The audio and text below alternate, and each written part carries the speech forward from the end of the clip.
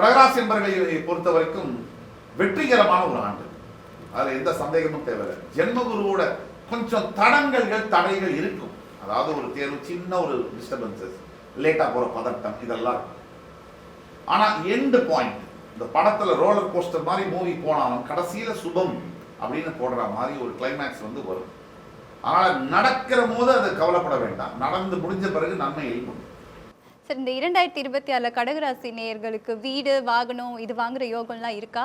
இல்ல ரொம்ப நல்லாவே இருக்கும். ஏன்னா குருவுடைய பார்வை என்பது 5 பூர்வ புண்ணிய ஸ்தானம், 7 கலத்திரஸ்தானம் மற்றும் பாக்கியஸ்தானத்தின் மேல் வீடு ஒருத்தர் வாங்கணும் அப்படின்னா என்ன, குரு பார்வை. வீடு மிக முக்கியமான விஷயம். திருமணம், வீடு, வாகனம் எல்லாம் இறைவனுடைய அனுகிரகம் இல்லாம வாங்கணும். நிறைய பேர் எனக்கு தெரிந்தே 50 லட்சம் வருமானம் 21ஆம் தேதி பாத்தீங்கன்னா 50,000 அக்கௌண்ட்ல இல்லை.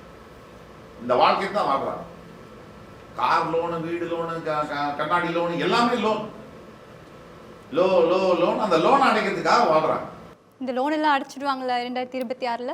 கண்டிப்பா, அதுதான் சொல்ல வரேன். திருப்பு முனைகள் நிறைந்த ஆண்டு. கடகத்தை பொறுத்த வரைக்கும் காலத்தை வெல்லக்கூடிய அளவிற்கான வெற்றிகள் அவர்களை தேடி வரக்கூடிய ஒரு ஆண்டு.